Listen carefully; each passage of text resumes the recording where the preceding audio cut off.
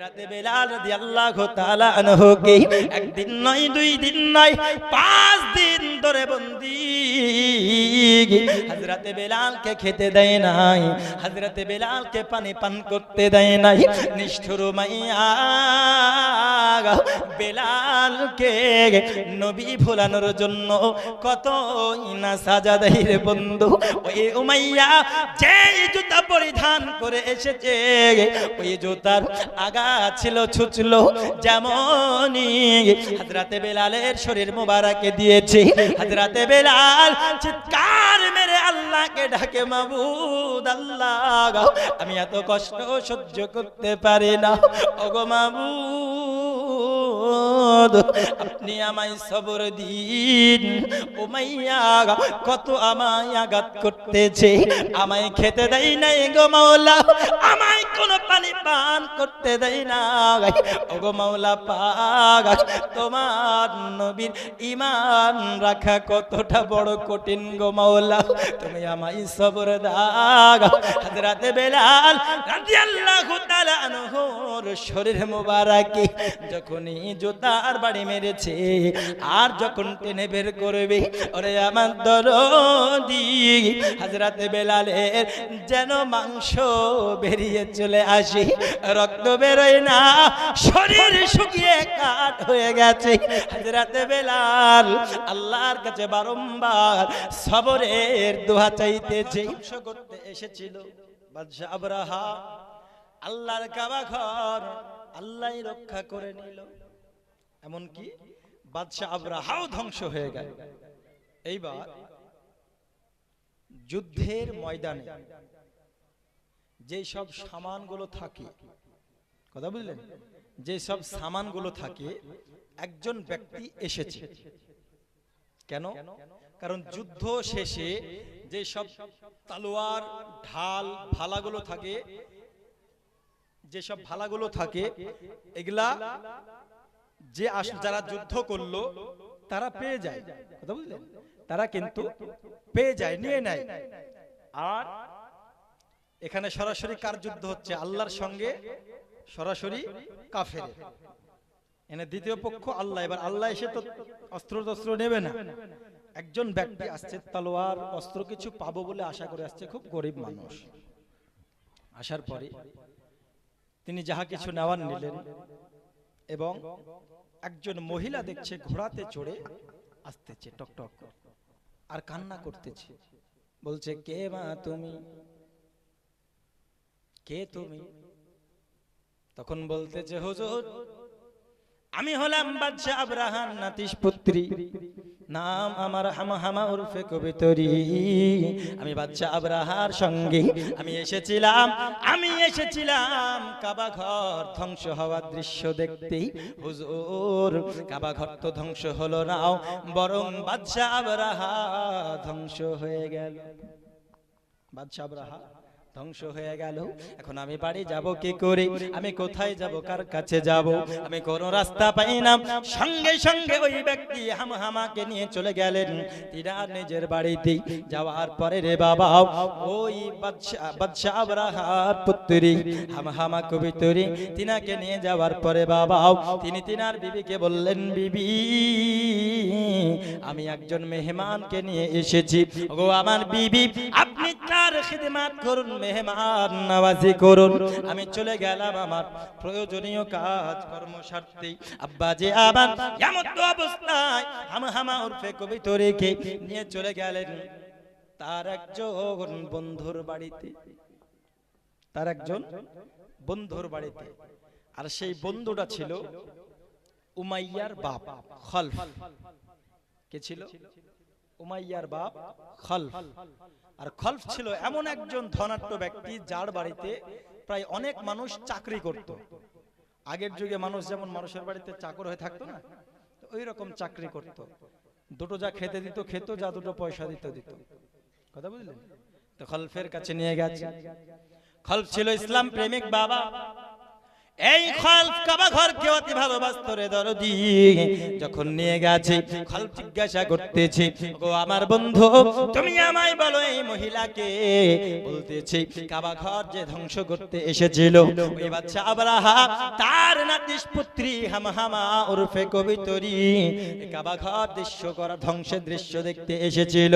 Khalaf বলতেছে বন্ধু কাবা ঘর ধ্বংস করার দৃশ্য যখন দেখতে এসেছে আমি তাকে ছাড়বো না, আমি তাকে সাজা দেব, আমি তাকে শাস্তি দেব।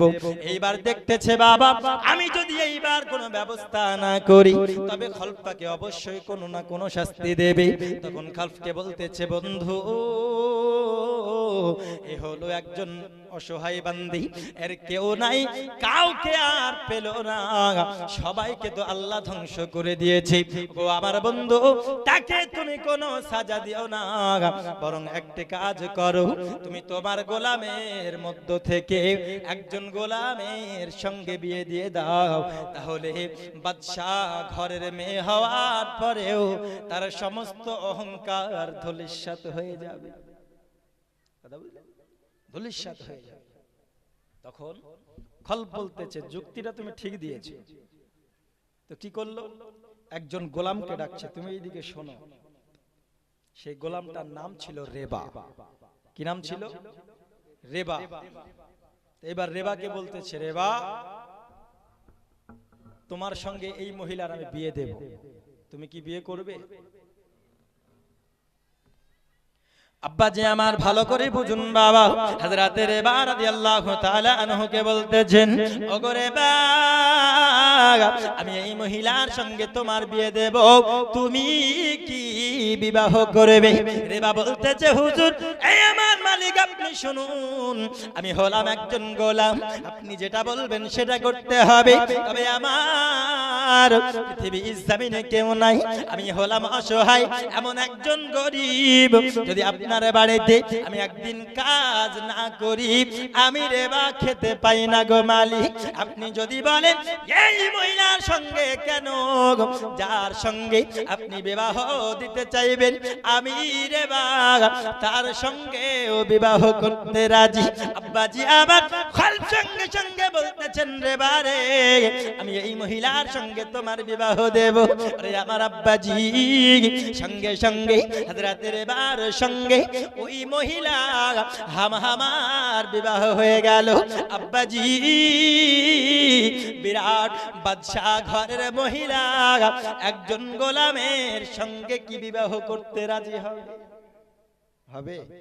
কেউ রাজি হবে না, কিন্তু উপায় নাই, ওই তৎকালীন যুগের কথা, যার কাছে গোলাম থাকবে যেমন ভাবে তেমন পারবে ইউজ করতে। আব্বাজি আবার উপায় না থাকার কারণে হরে বাগা এবং হামহামা কবিতরির বিবাহ দিয়ে দিল।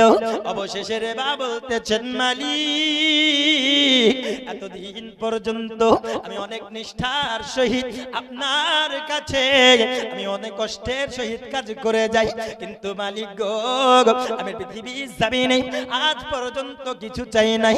ওগো আমার মালিক আজ পর্যন্ত আমি আপনার কাছে কিছু চাই নাই গো মুনিব, আমি অবশেষে আপনার কাছে একটি জিনিস চাই।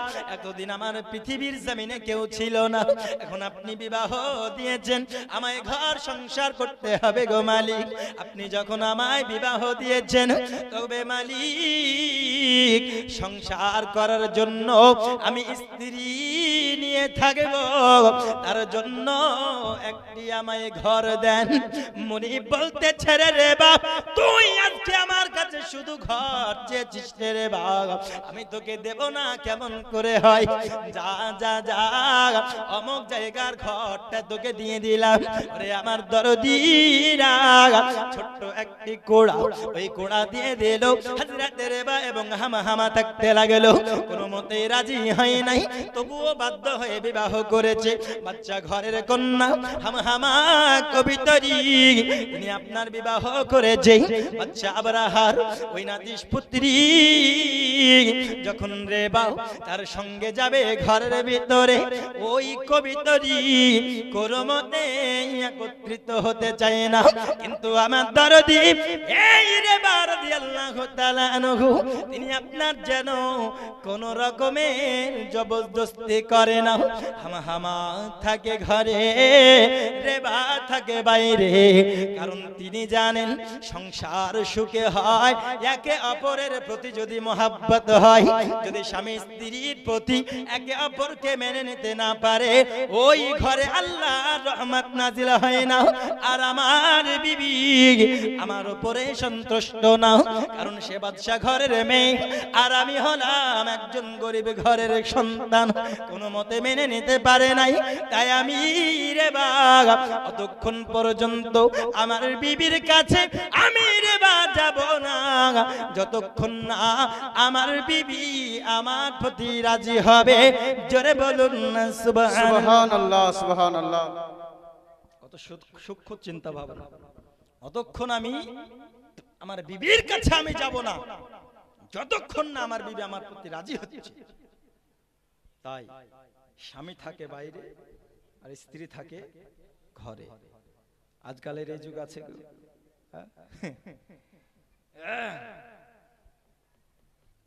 যাই হোক কি হলো, বাইরে থাকে ঘরে থাকে, একদিন দুই দিন তিন দিন চার দিন যেতে যেতে যেতে যেতে মেয়েদের মন তো নরম হয়, সকলেরই জানা আছে না? মেয়েদের মন খুব নরম। কেন? এটা শুধু একটা জায়গাতেই বোঝা যায় নাকি? কারণ মেয়েদের মন খুব নরম, তাই ওরা দানও দেয় ভালো। যাই হোক, হামা উরফে কবিতরি ইনি দেখতেছেন পৃথিবীর বুকে আমি তো হচ্ছি সুন্দরী একজন মহিলা, আর আমি হলাম বাদশা ঘরের একজন কন্যা, আমি হলাম সুন্দর একজন মহিলা। কত পুরুষ আমার দেহর পাগল ছিল। আমি হামা কত বাড়ি থেকে, কত সুন্দর সুন্দর ফ্যামিলি থেকে আমি হামার জন্য কত সুন্দর প্রস্তাব এসেছে।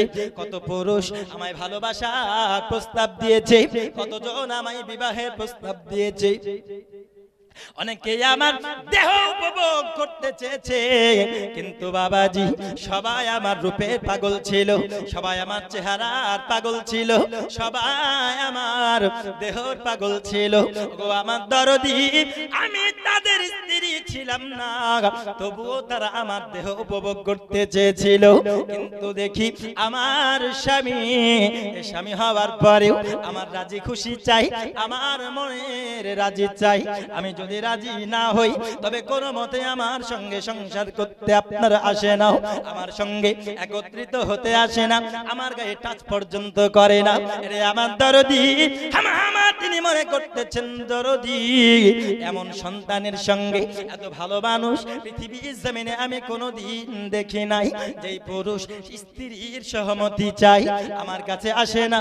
আমি যদি রাজি না হই, আমি এত সুন্দর হওয়ার পরেও আমার কাছে আসে না, কারণ আমার মনের রাজি খুশি চাই।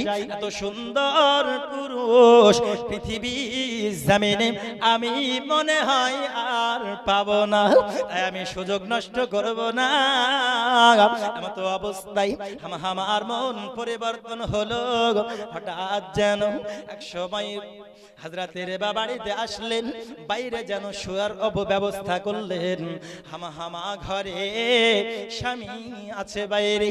ডাক দিয়া বললেন, স্বামী গো আসুন না, আমরা এক থালে খাবো, এক বিছানায় শোবো। এমতো অবস্থায় হামা বলতেছে আমরা মধুর গল্প করব। আব্বাজি আমার হামা যখন ডাক দিল রেবাকে, সঙ্গে সঙ্গে রেবার মন বড় নাজুক হলো, রেবা বড় খুশি হয়ে গেল। আল্লাহুম্মা সাল্লি আলা সাইয়্যিদিনা মাওলানা মুহাম্মদ ওয়া আলা আলিহি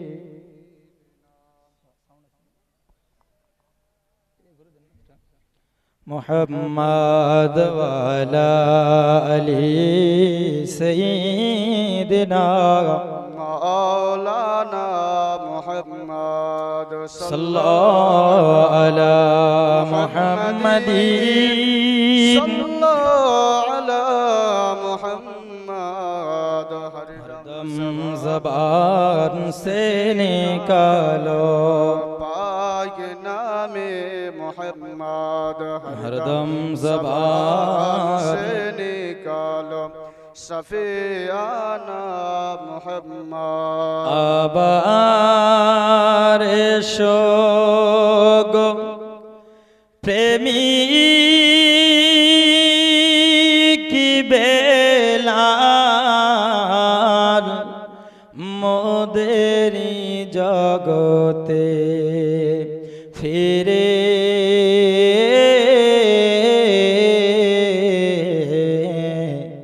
নতুন করিয়া আজানো হাকিতে ওগো কাবার মিনার পরে দিয়ে যে ও মোর পৃথিবীর সবর বলে যে ও দুটি এ কথা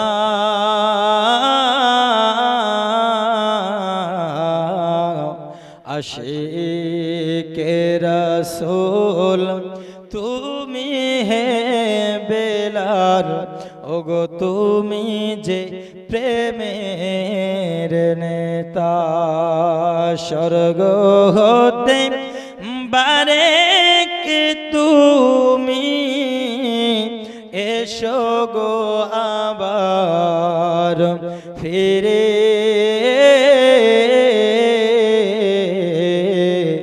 নতুন করিয়া আজান হাকিতে ওগো কাবার মিনার পরে আবার শোগো প্রেমিক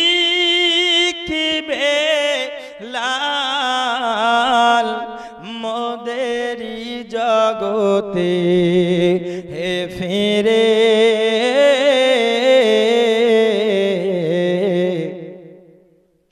নতুন করিয়া আজান হাকিতে ওগো কাবার মিনার পরে জোরে বলুন সুবহানাল্লাহ দরদি গো হযরতে হামহামা ডাক দিল গো আমার স্বামী আপনি আসুন না আজ এক থালায় আমরা খাবো একসাথে শোবো মধুর গল্প করব হামহামা উরফে কবিতরীর ডাকে হযরতে রেবা চলে গেলেন ঘরের ভিতরে এই হলো প্রথম রাত্রি বাদশা আপনার এই হলো প্রথম রাত্রি হামহামা আর রেবা একসাথে যেন রাত্রি জাগ্রত রাত্রি অতিবাহিত করলো ওই রাত্রি কাটালো ওই রাতে তাদের মধুর মিলন হলো মহান আল্লাহ পাক আল্লাহ তাআলা হামহামাকে গর্ভবতী বানিয়ে দিলেন ওই গর্ভে যখন হযরতে হামহামার সন্তান প্রসব হলো রে বান্দা ওই সন্তানটি পুত্র সন্তান হলো আর সেই পুত্রটির নাম হলো হযরতে বেলাল জোরে বলুন সুবহানাল্লাহ এই বেলাল রাদিয়াল্লাহু তাআলা আনহু তিনি জন্মগ্রহণ করে নিলেন আব্বাজি বাল্যকালের কথা যদি বলা হয় অনেক লম্বা সময় লেগে যাবে হযরতে বেলাল রাদিয়াল্লাহু তাআলা আনহু একদিন দুই দিন তিন দিন চলে যায় হযরতে বেলাল রাদিয়াল্লাহু তাআলা আনহুর মা জননী যেন ইন্তেকাল করে গেল আব্বাজি আবার হযরতে বেলাল রাদিয়াল্লাহু তাআলা আনহু তিনি আপনার সবেমাত্র যুবক বয়সে পদার্পণ করেছেন এমন তো সময় বাবা হযরতে বেলাল বেলাল তিনি যেন তিনার মাকে হারিয়ে দিলেন, মা চলে গেল। এমতো অবস্থায় হযরতে রেবাগ তিনি ছিলেন বড় গরীব, তিনি ছিলেন বড় দরিদ্র, তিনি এত অভাব ছিল বাবা। হযরতে বেলাল রাদিয়াল্লাহু তাআলা আনহুকে ছোট অবস্থায় খলফের বাড়িতে যেন ভর্তি করে দিল কৃষি কাজে, খলফের বাড়িতে ভর্তি করে দিল। ওই খলফ যেন রেবা আর বেলাল কে যেন কাজ করিয়ে নিত। এই বাবাজি আবার এই রেবার সন্তান বেলাল এইদিকে জন্মগ্রহণ করলো, আর ওইদিকে মালিক খলফ তার একটি সন্তান জন্ম নিল, যার নাম হলো উমাইয়া। এক বয়সে জন্মগ্রহণ করেছে। আব্বাজি আমার রেবা ছিল গরিব, যার জন্য খলফ অনেক মোহাব্বত করত, ভালোবাসতো বেলালকে। হযরতে বেলাল তিনাকে বড় ভালোবাসতো খলফ, কারণ রেবাও কাজ করতে কোনো দ্বিধা করে না, আর বেলালও কাজ করতে কোনো দ্বিধা করে নাই। তিনার সন্তান ছিল উমাইয়া। খলফ যেমন উমাইয়াকে ভালোবাসতো রে বাবা, এমত অবস্থায় বেলাল কেউ বেশি ভালোবাসতো। জোরে বলুন না সুবহানাল্লাহ। এইরকম মুনিব পাওয়া বড় ভাগ্যের ব্যাপার রে বাবা, এইরকম মালিক পাওয়া বড় ভাগ্যের ব্যাপার। এ আমার আব্বাজি হযরতে বেলাল যে মালিকের বাড়িতে কাজ করত তার নাম ছিল খলফ। আর এই খলফ যখন মৃত্যুবরণ করবে, এর সময় যখন ফুরে আসলো, তার সন্তান উমাইয়াকে ডাক দিল, বলতেছে উমাইয়া রে তুমি আসো বাবা, হিসাব পুস্তক বুঝিয়ে নাও, কারণ আমি খলফ আমি যখন মারা যাব আমার সম্পত্তির উত্তরাধিকারী হবে বাবা তুমি। হবে না? উত্তরাধিকারী হবে তুমি। কারণ বাবা যখন মারা যায় তার যত সম্পত্তি ক্ষমতা থাকে তার অধিকারী কে হয়? তার সন্তান। এইবার বাবা উমাইয়াকে ডাক দিয়া বলতেছে উমাইয়া গো তুমি হিসাব বুঝে নাও বাবা, আজ থেকে তুমি এই সালতানাত এই হিসাব পুস্তক তুমি বুঝে নাও, কারণ আমি খলফ আমার শরীরটা বড় খারাপ, আমি হয়তো মারা যাব, আমার পর থেকে আমার সংসার আমার দায়িত্ব আমার ভার সব তোমায় বহন করতে হবে। এমন তো অবস্থায় বাবা খলফ যখন উমাইয়াকে ক্ষমতা দিয়ে দিল, এমন তো অবস্থায় হযরতে খলফ যখন ইন্তেকাল করে গেল বাবা, এবার উমাইয়া চলে আসলো শাসন ব্যবস্থায়। এই উমাইয়া এত নিষ্ঠুর ছিল, এত পাষাণ ছিল রে বাবা, চাকর যারা ছিল চাকরদেরকে মেরে মেরে কাজ করিয়ে নিত। এ বাবাজি আবার এই উমাইয়া অগ্নি পূজা করত, ছোট্টবেলা থেকে অগ্নি পূজা করত। আপনার ইসলামকে ভালোবাসতো না, কাবা ঘর ভালোবাসতো না। আমার নবী সাল্লাল্লাহু আলাইহি ওয়াসাল্লাম ওই সময় পৃথিবীর জমিনে চলে এসেছেন। হযরতে বেলাল যখন তিনার বাবা মার বিবাহ হয় নাই, তখন আমার নবীজির আশা দুনিয়ার বুকে কমপ্লিট হয়ে গেছে। দরদি এই দেখে হযরতে বেলাল তিনি যখন বড় হয়েছে বাবা, আমার নবীজি সাল্লাল্লাহু আলাইহি ওয়াসাল্লাম তিনি নবী হয়ে গেছেন, তিনিও বড় হয়ে গেছে। এমন তো অবস্থা হযরতে বেলাল রাদিয়াল্লাহু তাআলা আনহু এবার উমাইয়ার নিগরানিতে কাজ করতেছে।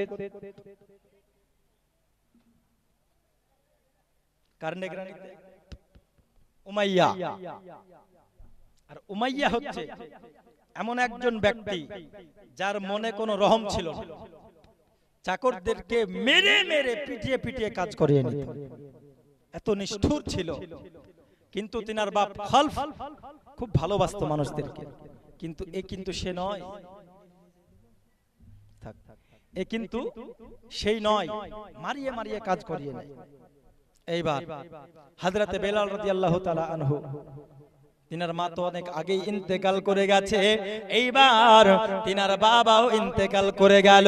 আব্বাজি আবার হযরত বেলাল রাদিয়াল্লাহু তাআলা আনহু, তিনি আপনার বাবা, তিনার আব্বা যখন ইন্তেকাল করে গেল, তিনার জীবনে অনেক দুঃখ অনাটন নেমে এসেছে, অনেক কষ্ট নেমে আসলো। কারণ তিনার বাবা যতদিন দুনিয়ার বুকে বেঁচে ছিল, তিনার বাবা ছায়ার মতো হযরত বেলালের মাথায় হাত বুলিয়ে রেখেছিল। আব্বাজি আমার হযরত বেলাল রাদিয়াল্লাহু তাআলা আনহুর আব্বা জান যখন ইন্তেকাল করে গেল, তিনার মাথা থেকে যেন ছায়াটা উড়ে গেল রে বাবা। এইদিকে নিষ্ঠুর মাইয়া যেন মেরে মেরে কাজ করিয়ে নাই, কিন্তু রে বাবা আমার হযরত বেলাল এত সুন্দর কাজ করত, এত সুন্দর কাজ করত বাবা, কাজে কোনো ত্রুটি ছিল না, কাজে কোনো দ্বিধা ছিল না। বেলাল 10টা মানুষের কাজ বেলাল একাই করে নিত। আব্বাজি আমার হযরত বেলাল রাদিয়াল্লাহু তাআলা আনহু, তিনি আপনার এক সময় কাজ করতেছে বাবা, তিনি আর একজন বন্ধু হযরত আম্মার ইবনে ইয়াসির রাদিয়াল্লাহু তাআলা আনহু, যেন তিনি মুস্কি হাসতেছেন, আর যেন মুস্কি হাসতে হাসতে আনন্দের সহিত বেলালের কাছে আসতেছেন। আর হযরত বেলাল রাদিয়াল্লাহু তাআলা আনহু দেখে বলতেছেন, ওগো বন্ধু, তোমায় কেন এত খুশি দেখা যায়, কেন তোমায় এত আনন্দিত দেখা যায়? ওগো আমার বন্ধু গো, এই আম্মার ইবনে ইয়াসির, আপনি আমায় বলুন না এত খুশি কেন দেখা যায়? কারণ আপনার খুশি হওয়ার কারণ আমি জানতে চাই। আমি বেলাল এর মতো খুশি, এমন খুশি আমি আপনার কোনোদিন দেখে নাই। ওগো আমার বন্ধু, আপনি আমায় বলুন না এত সুন্দর খুশি কেন আপনি হয়েছেন? আম্মার ইবনে ইয়াসির বলতেছেন, বেলাল তুমি হয়তো জানো না, আজকে আমি এমন একটি সুন্দর জায়গা থেকে আসতেছি, যেই সুন্দর জায়গা পৃথিবীতে আর কোথাও না। জোরে হবে না সুবহানাল্লাহ? এমন সুন্দর জায়গা পৃথিবীতে আমি কখনো দেখি নাই। হযরত আম্মার ইবনে ইয়াসির রাদিয়াল্লাহু তাআলা আনহু বলতেছেন, বেলাল ওই সুন্দর জায়গা আমি গিয়েছি, আর আমি বড় আনন্দিত হয়েছি। এই জায়গায় আমি প্রতিনিয়ত যাব, আর যেই জায়গা থেকে খুব মধুর মধুর বাণী শুনতে পাওয়া যায়। হযরত বেলাল বলতেছে, এই আমার বন্ধু আপনার ইবনে ইয়াসির, তুমি আমায় বলো না, আমি বেলাল তোমায় জিজ্ঞাসা করতেছি, এমন সুন্দর জায়গায় তুমি গিয়েছিলা বলতেছো, তবে আমায় বলো ওইখানে গিয়ে তুমি কি পেয়েছো? আম্মার ইবনে ইয়াসির বলে, এই বেলাল তুমি শোনো, আমি ওইখানে গিয়ে আমি পেয়েছি, সঙ্গে সঙ্গে কোরআন শরীফ পড়তেছি, বিসমিল্লাহির রহমানির রহিম, ইকরা বিসমি রাব্বিকাল্লাযী খালাক, খালাকাল ইনসানা মিন আলাক। আব্বাজি আবার সূরা আলাক যখন তেলাওয়াত করে নিল আম্মার ইবনে ইয়াসির, হযরত বেলাল যখন মধুর বাণী কোরআন শোনার পরে যেন মনোমুগ্ধ হয়ে গেল, মনে বড় আনন্দিত হয়ে গেল, তিনি হয়রান হয়ে গেল। তিনার বন্ধুকে বলতেছে, এই আমার বন্ধু আম্মার ইবনে ইয়াসির, তুমি আমায় বলো না এত সুন্দর বাণী আমি এর পূর্বে কখনো শুনি নাই। আরে আমার বন্ধু, আমি এত সুন্দর বাণী আমি এর পূর্বে কোনোদিন শুনি নাই, তুমি কি আমায় আবার শোনাবে? হযরত আম্মার ইবনে ইয়াসির তিনি আবারও সূরা আলাক তেলাওয়াত করলেন। আবারও বেলাল বলতেছে, আমি বেলাল আমি আবারও তোমার কাছে শুনতে চাই। আবারও তিনার বন্ধু পাঠ করলেন। আবারও বেলাল বলতেছে, আবার বলো। আব্বাজি আমার হযরত বেলাল রাদিয়াল্লাহু তাআলা আনহু বলতেছে, ও আমার বন্ধু, আমি এত সুন্দর বাণী এর পূর্বে কোনোদিন শুনে নাই। আমার বন্ধু, আমি বেলাল আমি এক ছন্দ যদি বারংবার বলি হয়তো কেউ শুনতে চাইবে না, আমি এক গজল যদি বা দ্বিতীয়বার পাঠ করি কেউ হয়তো শুনতে চাইবে না, কিন্তু আমি বেলাল আমার এমন এক মধুর বাণী আমি বেলাল শুনেছি যেই বাণী আমি বেলাল যতই শুনতে চাই ততই আরো মধুর লাগে, যতই আমি শুনি ততই আরো শুনতে মন চায়, যেন শুনে মন ভরে না। আমি বেলাল তোমায় আমি বলতেছি গো বন্ধু, এত সুন্দর জায়গাতে তুমি কি আমায় নিয়ে যাবে? যেই জায়গায় এত সুন্দর বাণী পাওয়া যায়, যেই জায়গায় এত সুন্দর কথা পাওয়া যায়, আমি বেলাল ওই জায়গায় যেতে আমি ইচ্ছুক। ওরে আমার দরদিরা, ও আমার পাজরা পাড়া গিরাবের আমার আব্বাজিরা গো, আমার মা গলা শুনে নিন রাতের বেলা গো মা। হযরতে বেলাল তিনি চলে গেলেন আম্মার ইবনে ইয়াসির রাদিয়াল্লাহু তাআলা আনহুর সঙ্গে। যেই জায়গায় কোরআনের বাণী তিনি পেয়েছেন, ওই জায়গাটি হলো আমার দয়াল নবীজির কাছে। জোরে বলুন না সুবহানাল্লাহ। আমার নবীজি সাল্লাল্লাহু আলাইহি ওয়াসাল্লামের কাছে চলে গেলেন হযরতে বেলাল। যাওয়ার পরে বাবা আমার নবীর নূরানি চেহারাটি যখন দেখে হযরতে বেলাল তিনি যেন মনোমুগ্ধ হয়ে গেল। হযরতে বেলাল তিনি যেন খুবই খুশি হয়ে গেলেন। আমার নবীর মুখের বাণী হযরত বেলাল তিনি শোনার পরে রে বাবা তিনি আপনার বলতেছেন, ইয়া রাসূলুল্লাহ, ইয়া হাবিবাল্লাহ, নবীজি আমি বেলাল আপনার হাতে হাত দিয়া আমি বেলাল মুসলমান হতে চাই। ওগো নবীজি আপনি আমায় মুসলমান বানিয়ে নিন। হযরতে বেলাল তিনি বলছেন, ইয়া রাসূলুল্লাহ আপনি আমায় মুসলমান বানিয়ে দিন। এবার হযরতে বেলাল রাদিয়াল্লাহু তাআলা আনহু তিনি মুসলমান হয়ে গেলেন। আর মুসলমান যে হয়ে যাবে সে মুমিন মুত্তাকি হবে কি হবে? হবে। আর কখন হবে? যখন নবী সাল্লাল্লাহু আলাইহি ওয়াসাল্লামকে নিজের জান ও মালের থেকে বেশি ভালোবাসবে, ঠিক কি না? আর হযরতে বেলাল যখনই নবীর হাতে হাত দিয়ে মুসলমান হয়ে গেল, তখন নিজের দিল, নিজের জান, নিজের সব কিছু নবীর নামে সঁপিয়ে দিয়েছে। জোরে বলুন সুবহানাল্লাহ। সুবহানাল্লাহ। আরো জোরে হবে না সুবহানাল্লাহ? সুবহানাল্লাহ। হযরতে বেলাল নিজের জানের থেকেও নবীকে ভালোবাসতে লাগলো। এইবার বেলাল রাদিয়াল্লাহু তাআলা আনহু তিনি আপনার নবীর কাছে হয়ে মুসলমান হয়ে আবার তিনি আপন কাজে ফিরে গেলেন। কার কাছে? উমাইয়ার কাছে, ঠিক না? উমাইয়ার কাছে ফিরে গেলেন। আব্বাজি আমার হযরতে বেলাল রাদিয়াল্লাহু তাআলা আনহু উমাইয়ার কাছে ফিরে যাওয়ার পরে কাজে লিপ্ত হয়ে গেল। এইদিকে উমাইয়া তিনি যেন সূত্র দিয়ে জানতে পারল হযরতে বেলাল নবীর হাতে হাত দিয়ে মুসলমান হয়ে গেছে। হযরতে বেলাল চলে গেল উমাইয়ার কাছে ফিরে। যতই হোক গোলাম যার থাকবে যেমন ভাবে ইচ্ছা তেমন ভাবে ইউজ করতে পারবে। তৎকালীন যুগের প্রথা ছিল এইরকম। তো উমাইয়া যেহেতু কার গোলাম? এই হযরতে বেলাল উমাইয়ার গোলাম। তো বেলাল চলে গেল আবার উমাইয়ার কাছে কাজ করতেছে। কিন্তু উমাইয়া কানাকানে খোঁজ পেয়ে গেল, সূত্র অনুযায়ী জানতে পারলো যে বেলাল নবীর হাতে হাত দিয়ে মুসলমান হয়েছে,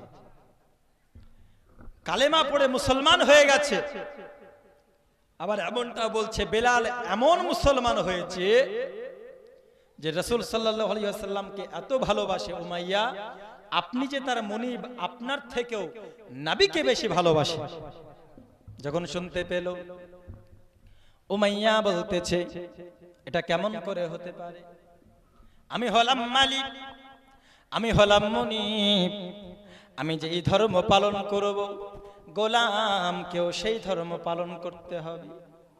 আমি মালিক, কেমন করে এটা হতে পারে? আমি মুনিব, আমি হলাম মূর্তি পূজারী, আমি হলাম অগ্নি পূজক, আমি যেমন ধর্ম পালন করব বেলালকেও ওই ধর্ম পালন করতে হবে। এটা হতে পারে না। বেলাল যদি যদিও মুসলমান হয়ে থাকে, আমি উমাইয়া আমি বেলালকে ইসলাম ছাড়িয়ে নেব, ইসলামকে ছাড়িয়ে দেব। এইবার বেলাল রাদিয়াল্লাহু তাআলা আনহুর কাছে আসার পরে উমাইয়া বলতেছে, গো বেলাল, আমি শুনলাম নাকি তুমি মুসলমান হয়ে গেছো, তুমি নবীকে ভালোবেসেছো, তুমি হাতে হাত দিয়ে কালেমা পড়েছো। ওগো বেলাল, তুমি আমায় বলো নাও আমি কি এটা সঠিক শুনেছি? হযরতে বেলাল রাদিয়াল্লাহু তাআলা আনহু বলে, হে আমার মালিক উমাইয়া, তুমি ভালো শুনেছো, তুমি ঠিক শুনেছো, আমি নবীজি তিনার হাতে হাত দিয়া আমি মুসলমান হয়ে গেছি। উমাইয়া বলতেছে, গো বেলাল, এটা কেমন করে হতে পারে গো বেলাল? যার মালিক হবে অগ্নি পূজারী, তার চাকর হবে নবী মাননেওয়ালা, ইসলামকে মাননেওয়ালা, এটা কখনো হতে পারে না। ওগো আমার বেলাল, তুমি হলে আমার গোলাম, আমি তোমায় বলি, ওগো বেলাল, তুমি ইসলাম ছেড়ে দাও, তুমি ইসলাম ছেড়ে দাও, আমি তোমায় ভালোই ভালোই বলে গো বেলাল। হযরতে বেলাল বলতেছে, গো উমাইয়া, আমি কোনদিন নবী ভুলতে পারবো না। আনতা আহাদুন লা ইলাহা ইল্লাল্লাহ মুহাম্মাদুর রাসূলুল্লাহ। এমনটা যখন বলেছে, উমাইয়া বলতেছে, গো বেলাল, লোকে কি বলা বলে করবে, দেখো মালিক দেখে অগ্নি পূজারী আর তার চাকর হলো নবী মাননেওয়ালা, কখনো হতে পারে না গো বেলাল। আমি তোমায় অনেক পুরস্কার দেব বেলাল, আমি তোমায় অনেক উপহার দেব, তুমি নবীকে ভুলে যাও, তুমি ইসলাম ছেড়ে দাও। সঙ্গে সঙ্গে বেলাল বলতেছে, ওগো উমাইয়া, আমি নবী ভুলতে পারবো না। উমাইয়া বলতেছে, গো বেলাল, তুমি যদি নবী না ভুলো বেলাল, আমি আঘাত করতে বাধ্য হব, আমি তোমায় আঘাত করতে বাধ্য হব, আমি তোমায় বড় সাজা দেব। বেলাল তিনি বলতেছে, গো উমাইয়া, আমি বেলাল সব সাজা গ্রহণ করতে রাজি, কিন্তু নবী ভুলতে রাজি না। উমাইয়া রাগে রাগান্বিত হয়ে যাওয়ার পরে বাবারে চলে গেল ঘরের ভিতরে। যাওয়ার পরে বাবা এমন একটি জুতা পরিধান করেছে, যেই খড়ম পরিধান করেছে বাবা, সেই জুতার আগায় ছিল তীরের মতো ছুঁচলো আর নিজের দিকে বেঁকানো ছিল বাবা। ঢোকার সময় ঢুকে যাবে, আর যখন টানবে রে বাবা, যেন রক্ত মাংস সহ বেরিয়ে আসবে। ওই জুতা পরে হযরতে বেলাল রাদিয়াল্লাহু তাআলা আনহুকে একদিন নয়, দুই দিন নয়, 5 দিন ধরে বন্দী। হযরতে বেলালকে খেতে দেয় নাই, হযরতে বেলালকে পানি পান করতে দেয় নাই। নিষ্ঠুর উমাইয়া বেলালকে নবী ভোলানোর জন্য কত না সাজা দেয় রে বন্ধু। ওই উমাইয়া যে জুতা পরিধান করে এসেছে, ওই জুতার আগা ছিল ছুঁচলো, যেমনই হযরতে বেলালের শরীর মুবারকে দিয়েছে। হযরতে বেলাল চিৎকার মেরে আল্লাহকে ডাকে, মাবুদ আল্লাহ, আমি এত কষ্ট সহ্য করতে পারি না, ওগো মাবুদ আপনি আমায় সবর দিন। উমাইয়া কত আমায় আঘাত করতেছে, আমায় খেতে দেয় নাই গো মাওলা, আমায় কোনো পানি পান করতে দেয় না। ওগো মাওলা পাক, তোমার নবীর ঈমান রাখা কতটা বড় কঠিন গো মাওলা, তুমি আমায় সবর দাও।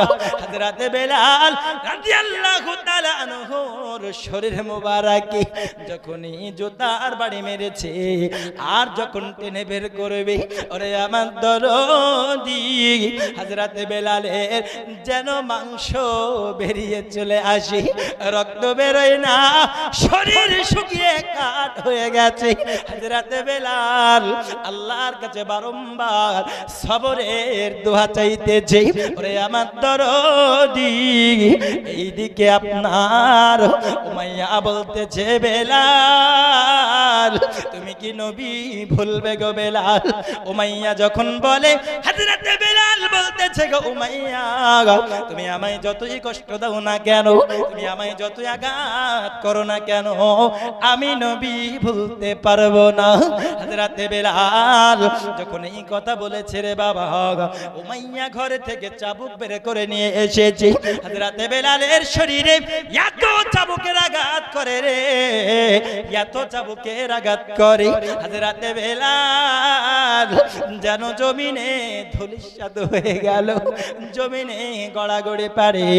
তৎকালীন যুগের প্রথা ছিল বাবা, চাকরদেরকে অতক্ষণ পর্যন্ত চাবুক মারা হতো যতক্ষণ না তারা বেহুশ হয়ে যাচ্ছিল, যতক্ষণ না তারা অজ্ঞান হয়ে যায়, অতক্ষণ পর্যন্ত চাবুক মারা হতো। হযরতে বেলালকে বলতেছে, ওগো বেলাল তুমি নবী ভুলে যাও। হযরতে বেলাল বলে, এই উমাইয়া তোমার কি মাথা খারাপ হয়ে গেছে? তুমি কি পাগল? তুমি কি দেখো না তুমি আমায় কত আঘাত করতেছো, তুমি আমায় কত মারতেছো? ওগো উমাইয়া তোমার কি মাথা খারাপ হয়ে গেছে? আমি বেলাল যদি নবী ভুলতে হতো গো উমাইয়া, আমি তোমার এত আঘাত সহ্য করতাম না, এত তোমার মার সহ্য করতাম না। আমি বেলাল তোমাকে বলে দি ওগো উমাইয়া শোনো গো, আমি বেলাল আমি মার খেতে খেতে নবীর ভালোবাসা রাখতে যাইয়া, ঈমান হাতে রাখতে যাইয়া, আমি মুসলমান হতে থাকতে যাইয়া গো উমাইয়া, আমি বেলাল নবীর ভালোবাসার কারণে, নবীকে মুহাব্বত করার কারণে আমি বেলাল মার খেতে খেতে খেতে খেতে তুমি উমাইয়ার হাতে, আমি বেলাল যদি মরতে হয় আমি মরতে রাজি, কিন্তু নবী বলতে রাজি না। আরে আমার দরদি হযরতে বেলাল যখন এই কথা বলেছে, কেন আরো আঘাত শুরু করে দেয়। নিষ্ঠুর উমাইয়া এত আঘাত করে, এত আঘাত করে রে বন্ধু, হযরতে বেলালের শরীরটাও ক্ষত বিক্ষত হয়ে যায়। এমনকি বলা হয়েছে বাবা বেলালের গায়ের উপরে গরম পানি দেওয়া হয়েছে। বেলাল আল্লাহকে ডেকেছে, মাবুদ আল্লাহ তুমি আমায় কষ্ট থেকে পরিত্রাণ দাও, তুমি আমায় সবর দাও গো আল্লাহ। বেলালের বুকের উপরে মরুভূমির উপরে রেখে পাথর চাপা দিয়েছে বেলালকে, কিন্তু নবী ভুলে নাই। ওরে আমার যুবক, আমার পাজরাপাড়া গ্রামের দরদি, কেমন করে আমরা নবীকে ভালোবাসি, কেমন করে নবীকে মুহাব্বত করি। আজকে মুখে কত সুন্দর ভাবে বলতেছি আমরা নবী প্রেমিক, নবী প্রেমিক, কিন্তু নবীকে যখন কেউ গালি দেয়, কিন্তু নবীকে যখন কেউ কটূক্তি কথা বলে, আমাদের সকলের জুবান তখন বন্ধ থাকে। ওরে আমার দরদি, আমার নবী সাল্লাল্লাহু আলাইহি ওয়াসাল্লামের উপরে যদি বেলালের মতো ভালোবাসা থাকে, তোমার অন্তরটা নবী পাকের অসম্মানে দাঁড়িয়ে যাবে, তোমার অন্তরটা নবী পাকের গুস্তাখের উপরে রুখে দাঁড়াতে হবে। আমার নবী পাককে এমন ভালোবাসো যে ভালোবাসা তোমার জীবন চলে যাবে, কিন্তু ভালোবাসা কমবে না। ওরে আমার দরদি, আমি আপনাদেরকে বলি বাবা, এই বেলাল এত তাকে শরীরে ক্ষত বিক্ষত করে দিয়েছে। আব্বাজি আমার নবী সাল্লাল্লাহু আলাইহি ওয়াসাল্লামের কাছে যখন খবর পৌঁছালো, আমার নবী সাল্লাল্লাহু আলাইহি ওয়াসাল্লামের মুখটা যেন দুঃখিত, অঝর নয়নে পানি বয়ে যায়। কারণ তিনার হাবিব আমার নবীকে ভালোবাসনেওয়ালা, তিনার মাহবুব হযরতে বেলাল তিনি এত কষ্টের মধ্যে রয়েছে। আমার নবীজি সাল্লাল্লাহু আলাইহি ওয়াসাল্লামের মনটা যেন দুঃখ পেল, অঝর নয়নে ঝরঝর করে যেন পানি বয়ে যায়। হযরতে আবু বকর সিদ্দিক বলতেছে, ওগো নবীজি আপনার পদতলে আমার মা বাপ কুরবান হয়ে যাক। ওগো নবীজি আপনি আমায় বলুন না গো নবীজি, কোন বিষয় আপনাকে দুঃখিত করেছে, কোন বিষয় আপনার মন খারাপ করেছে? ও গো নবীজি, আমি আবু বকর, আমি আমার জীবন দিয়ে দেব, তবু আপনি নবীর মুখে হাসি নিয়ে আসবো গো নবী। জোরে বলুন না সুবহানাল্লাহ। আমার বাবাজি, সাহাবায়ে কেরামরা যেমন ভালোবেসেছেন নবীজিকে, নিজের জান পেতে দিয়েছে, কিন্তু নবীর প্রতি কোনো আঁচ আসতে দেয় নাই। আরে আমার দরদি হযরত আবু বকর যখন বলতেছেন গো নবীজি, কোন বিষয় আপনি দুঃখিত করেছে? আমার নবী বলেন, ওগো আবু বকর, পারবে নাকি আমার নবীর মুখে হাসি ফোটাতে? পারবে নাকি আমি নবীর মুখে আনন্দ নিয়ে আসতে? ওগো আবু বকর, যদি আমি নবীর মুখে হাসি ফোটাতে চাও, তবে আমার গোলাম, আমার উম্মত, আমার প্রেমিক বেলালকে আমার কাছে এনে দাও। সুবহানাল্লাহ, সুবহানাল্লাহ। আমার বেলালকে আমার কাছে এনে দাও। হযরত আবু বকর সিদ্দিক রাদিয়াল্লাহু তাআলা আনহুকে যখন নবী আমার বললেন, হযরতে বেলাল, তিনি চলে গেলেন উমাইয়ার কাছে। যাওয়ার পরে বলতেছে, উমাইয়া, আমি তোমার গোলাম বেলালকে কেনার জন্য এসেছি। কিসের জন্য? বেলালকে কিনবে, কারণ গোলামদের মর্যাদা তৎকালীন যুগে ওই রকম, বুঝলেন, ওই রকম। ও যদি বেচতে চায় বেচবে, না বেচতে চায় না বেচবে। এইবার হযরত আবু বকর সিদ্দিক যখন গেলেন বেলালকে কেনার জন্য, উমাইয়া বেচতে রাজি হলো না। উমাইয়া বেচতে রাজি হলো না। হযরত আবু বকর সিদ্দিক রাদিয়াল্লাহু তাআলা আনহুর মনটা বড় বেজার, কারণ আমার নবীজি, দো জাহানের বাদশাহ নবীজি, তিনি আমার বেলালকে পেলে খুশি হবেন। আর উমাইয়া বেলাল বিক্রয় করলো না। আমি কেমন করে আমার নবীর কাছে আমি যাব? আমি কেমন করে আমার নবীর কাছে আমি যাব? কারণ আমার নবী হয়তো আমার জন্য অপেক্ষায় রয়েছে। আমি আবু বকর, আমি হয়তো বেলালকে সঙ্গে নিয়ে যাব আমার নবীজির কাছে। আমি খালি হাতে যেতে পারবো না। আব্বা যে আমার হযরত বেলাল রাদিয়াল্লাহু তাআলা আনহুকে আবু বকর যেন খরিদ করতে চাইতেছে।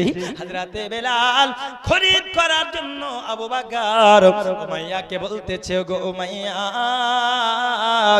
তুমি কি চাইবে চাও?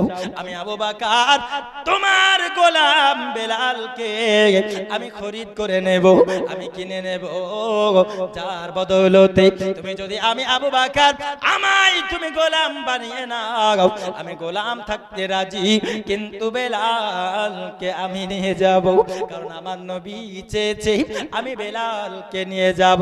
ওরে আমার দরদি হযরত বেলাল রাদিয়াল্লাহু তাআলা আনহুকে কোন রকমের যেন উমাইয়া বেচতে চায় না। মনটা বড় ভারী, মনটা বড় বেজার। অঝর নয়নে হযরত আবু বকর সিদ্দিক রাদিয়াল্লাহু তাআলা আনহু তিনি যেন গুটি গুটি পায় মনটা বড় বেজারের সহিত বাড়ির দিকে এগিয়ে যায়। আব্বা যে আমার হযরত আবু বকর রাদিয়াল্লাহু তাআলা আনহুর সঙ্গে যেন হযরত আব্বাস রাদিয়াল্লাহু তাআলা আনহুর সঙ্গে দেখা হলো। জোরে বলুন না সুবহানাল্লাহ। হযরত আব্বাস রাদিয়াল্লাহু তাআলা আনহু ইনি এখন ইসলাম গ্রহণ করেন। আর হযরত আব্বাস রাদিয়াল্লাহু তাআলা আনহু তিনি যখন যাচ্ছেন, আর আব্বাসের সঙ্গে উমাইয়ার একটি ভালো সম্পর্ক ছিল, কারণ উমাইয়ার বিবাহ হযরত আব্বাস রাদিয়াল্লাহু তাআলা আনহুর মাধ্যমে হয়েছিল। এইবার যখন আব্বাস রাদিয়াল্লাহু তাআলা আনহু ইনি হচ্ছেন নিরপেক্ষ লোক, তো ইনি দেখতেছেন আবু বকরের মনটা খুব বেজার, দুঃখিত, বলতেছে কেন?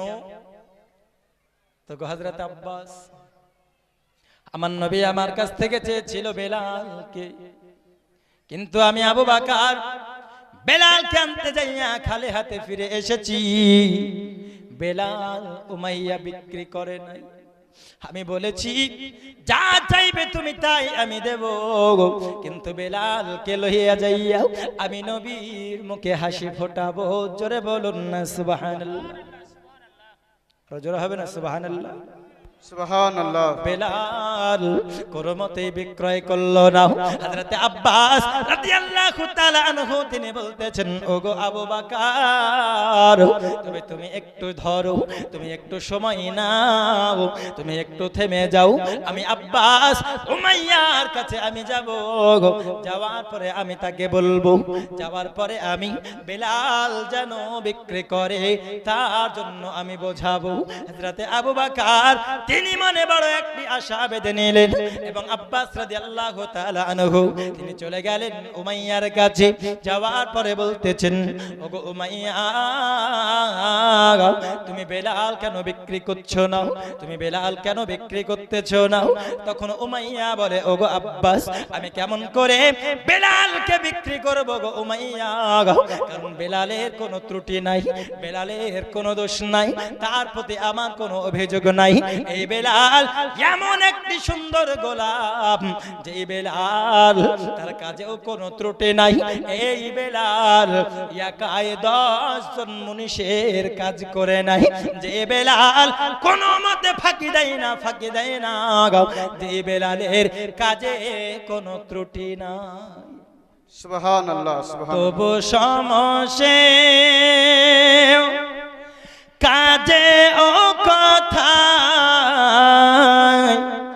অবহেলা নাহি করে,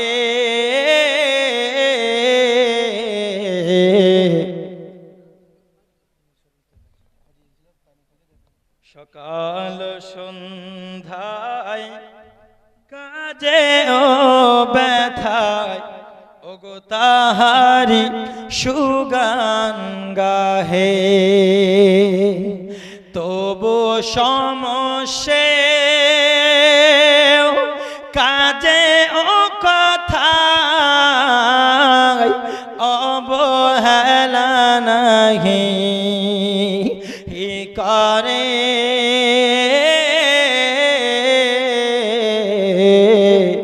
সকাল সন্ধ্যায় কাজে ও ব্যথায় ওগো তাহারি সুগান গাহে। স্বর্গ হতে বারে কি তুমি এসো গো আবার ফিরে,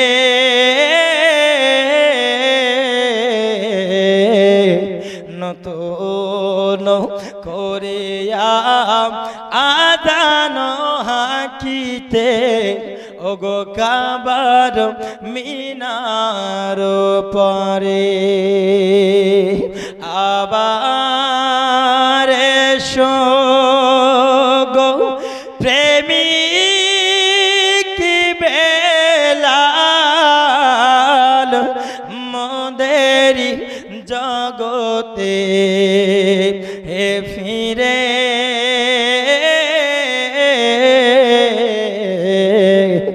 নতুন করে আদান হাকিতে ওগো কাবার মিনার পরে, নতুন করে আদান হাকিতে ওগো কাবার মিনার ওপারে। জোরে বলুন না সুবহানাল্লাহ। সুবহানাল্লাহ। আর আওয়াজ করে বলুন না ইয়া রাসূলুল্লাহ। ইয়া রাসূলুল্লাহ। দুই হাত তুলে বলুন ইয়া রাসূলুল্লাহ। ইয়া রাসূলুল্লাহ। হযরতে বেলাল কে বিক্রয় করতে বলার জন্য এইবার কে গেল? হযরত আব্বাস রাদিয়াল্লাহু তাআলা আনহু যাওয়ার পরে বলতেছেন, উমাইয়া কেন বিক্রি করো না? তো উমাইয়া এই বক্তব্য দেয়, কাজে কোনো দ্বিধা নাই, শুধু একটি দোষ, মুসলমান হয়েছে, নবীকে ভালোবেসেছে, নবীর হাতে হাত দিয়ে কালেমা পড়েছে, আমি এটা মেনে নিতে পারি না। তো হযরত আব্বাস রাদিয়াল্লাহু তাআলা আনহু বলছেন, উমাইয়া তুমি বেলালকে বিক্রি করে দাও, এতে তোমার দুটি ফায়দা হবে। কটি? দুটি ফায়দা হবে। কি? এক নাম্বার, তুমি বেলালকে ইসলাম ছাড়ানোর জন্য, নবী ছাড়ানোর জন্য আঘাত করেছো? বলছে হ্যাঁ। টর্চার করেছো? বলছে হ্যাঁ। এত মার মেরেছো, এত মার মেরেছি, এত মার মেরেছি, আর কিছু মারলে মনে হয় মরেই যাবে, এত আঘাত করেছে। আব্বাস বলছেন উমাইয়া তুমি এত আঘাত করেছো, এত আঘাত করেছো, দেখা গেল আঘাত করতে করতে করতে করতে এক সময় মরে গেল। এক সময় যদি মারা যায়, তাকবীর লাগান, নারে তাকবীর, আল্লাহু আকবার, নারে রিসালাত, ইয়া রাসূলুল্লাহ, नारे रिसालत, ইয়া রাসূলুল্লাহ, जोर से बोलो, जोर से, नारे रिसालत, ইয়া রাসূলুল্লাহ, मसला के आला हजरत, जिंदाबाद, मसला के आला हजरत, जिंदाबाद, पीर का दामन, नहीं छोड़ेंगे, ओली के दामन, नहीं छोड़ेंगे, अहले सुन्नत वल जमात, जिंदाबाद, उलमाए अहले सुन्नत, जिंदाबाद। এই দেখো বক্তা চলে এসেছে, জীবনে বক্তা হাজির হয়ে গেছে।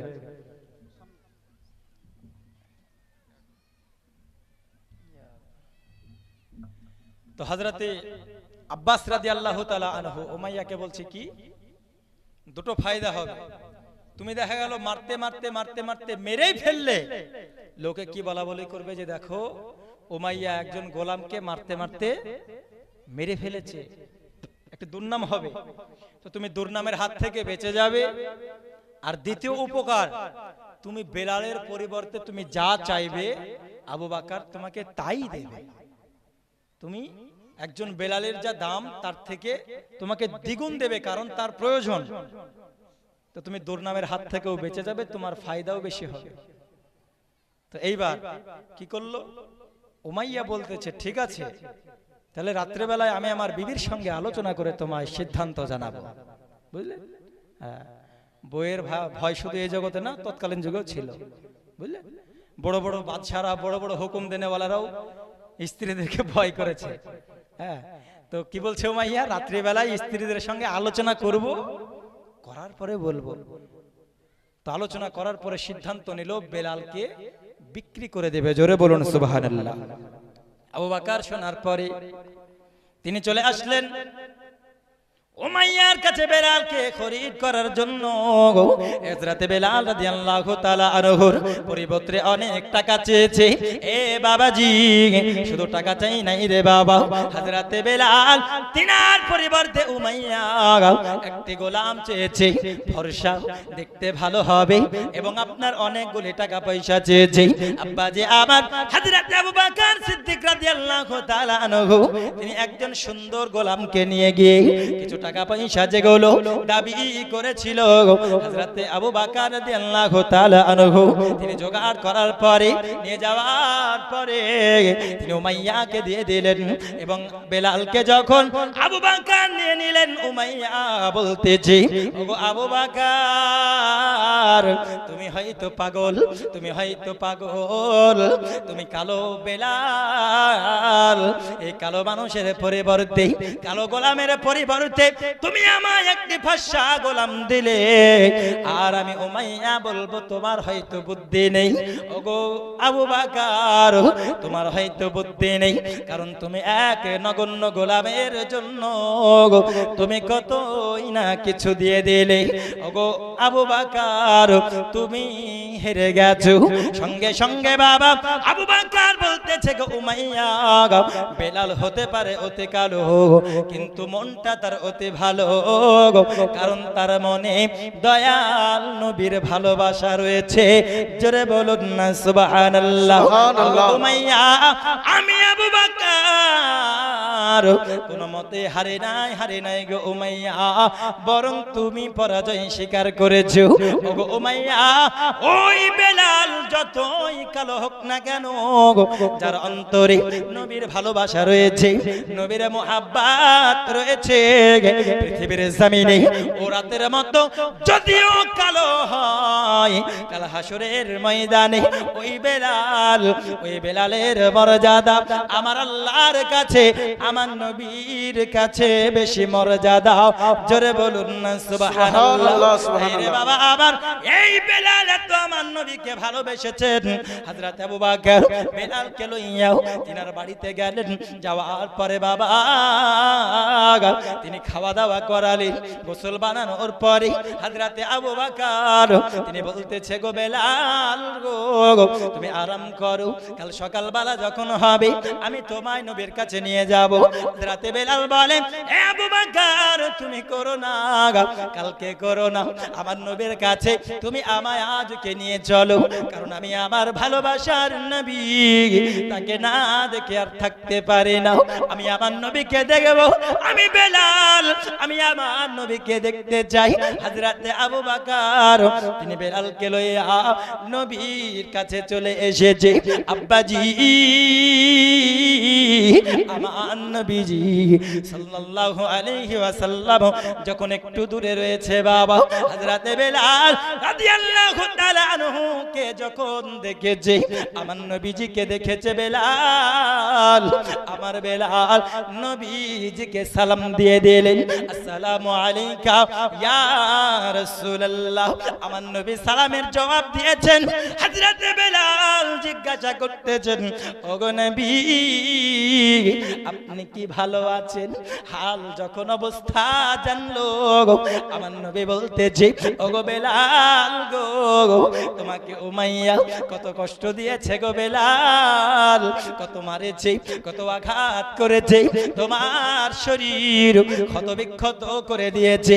ওগো বেলাল, আমি নবীজি তোমায় জিজ্ঞাসা করব তুমি কেমন আছো, নচেৎ তুমি আমায় জিজ্ঞাসা করতেছো ওগো আমার বেলাল তুমি আমায় কেমন ভালোবাসো আমি বুঝতে পেরেছি, যে ভালোবাসা তুমি বেলাল আমি নবীর কাছে কবুল হয়ে গেছে। হযরত বেলালকে আমার নবী বলতেছেন, বেলাল রে তোমার শরীর কেমন আছে আমায় বলো। হযরত বেলাল বলতেছে, ওগো নবীজি উমাইয়া আমায় চাবুকের আঘাত করেছে, উমাইয়া আমায় খড়ম দিয়ে মেরেছে, উমাইয়া আমায় কত না কষ্ট দিয়েছে ওগো নবীজি, আবার আমার শরীর ক্ষত বিক্ষত হয়ে গিয়েছিল গো নবী, কিন্তু আমি যখন আপনাকে দেখেছি, আপনায় যখন দর্শন করে নিয়েছি, আপনার যখন দিদার আমি বেলাল পেয়ে গিয়েছি, আমার শরীরের সমস্ত ব্যথা বেলালের দূর হয়ে গেছে। সুবহানাল্লাহ।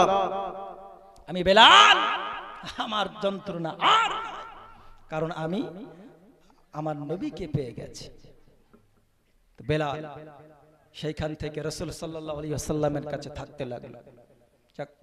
অনেক কথা, বক্তা হাজির হয়ে গেছেন। হযরতে বেলাল তিনি মসজিদে নববীতে আজান দিয়েছেন। রাসূল ইন্তেকাল করার পরে তিনি রাসূলের প্রেমে পাগল হয়ে গিয়েছিলেন। অনেক কথা আছে বেলালের, আমি আপনাদেরকে যেটা বলতে চাই সেটা হচ্ছে, লা ইউমিনু আহাদুকুম হাত্তা আকুনা আহাব্বা ইলাইহি মিন ওয়ালিদিহি ওয়া ওয়ালাদিহি ওয়ান নাসি আজমাইন। আল্লাহ বললেন, অতক্ষণ পর্যন্ত কেউ পূর্ণাঙ্গ ঈমানদার হতে পারবে না যতক্ষণ না বাবা মা আত্মীয় স্বজন স্ত্রী পুত্র এমনকি নিজের জান ও মালের থেকে সবার থেকে আমার নবী সাল্লাল্লাহু আলাইহি ওয়াসাল্লামকে বেশি না ভালোবাসবে। জোরে বলুন সুবহানাল্লাহ। তাই আমার নবী সাল্লাল্লাহু আলাইহি ওয়াসাল্লামকে হযরতে বেলালের মতো ভালোবাসতে হবে। আজকে আমরা মুসলমান কেমন ভালোবাসছি নবী। আজ নবীর নামে সোশ্যাল মিডিয়া খুললে দেখা যায় কত মানুষ বিরূপ মন্তব্য, কত মানুষ রাসূল সাল্লাল্লাহু আলাইহি ওয়াসাল্লামের শানে কটূক্তি, কত বেধর্মী, কত অমুসলিম যারা করছে। এগুলো শোনার পরে আমাদের শরীরে কোনো ইফেক্ট পড়ছে না, তাই না? এই হচ্ছে মুসলমান। আরে অন্য ধর্ম তো দূরের কথা, নিজের ধর্মের মানুষের মুসলমান হয়েও আমার নবীর সংশানে, আমার নবীর সম্বন্ধে কত খারাপ মন্তব্য করে না, কত খারাপ মন্তব্য করে। তাহলে তুমি কেমন মুসলমান? বাবাজি আমার, ভালো যদি বাঁচতে হয় হযরতে বেলালের মতো বাসন, ভালো যদি বাঁচতে হয় হযরত আবু বকর সিদ্দিকের মতো বাসন, ভালো যদি বাঁচতে হয় সাহাবায়ে কেরামদের মতো ভালোবাসন, তবেই আল্লাহর রাসূল খুশি হবেন। আল্লাহর রাসূল যদি খুশি হয়ে যান, আমার আল্লাহ খুশি হয়ে যাবেন। আর আল্লাহ যদি খুশি হয়ে যায়, আর কিছুর দরকার আছে? আর কিছুর দরকার আছে? আর কিছুর দরকার নাই। আমার আল্লাহ খুশি হয়ে গেল মানে সব খুশি হয়ে যাবে। কারণ আমার আল্লাহ পাক আল্লাহ তাআলা তখনই খুশি হবেন যখন আমার নবী পাক খুশি হবেন। আব্বাজি আমার, আমি আমার বক্তব্য লম্বা চড়া করব না, তবে হযরতে বেলাল রাদিয়াল্লাহু তাআলা আনহুর মতো সকলকেই নবীর মুহাব্বত অন্তরে রাখতে হবে, যে নিজের জান যাবে যাক কিন্তু নবীর প্রতি ঈমান যাবে, নবীর থেকে ভালোবাসা যাবে, যে যাই বলুক না কেন। তাই ভালোবাসতে চাই গো নবী তোমায় আপন করে, দিবানিশি জ্বলে আগুন অবুঝ মনের ঘরে। জ্বলে জোরে বলুন না সুবহানাল্লাহ। শেষ করে দিচ্ছি। ভালোবাসতে চাই গো নবী তোমায় আপন করে, দিবানিশি জ্বলে আগুন অবুঝ মনের ঘরে। দয়া করে আসবে তুমি আমার ছোট্ট নীড়ে, ভালোবাসতে চাই গো নবী তোমায় আপন করে।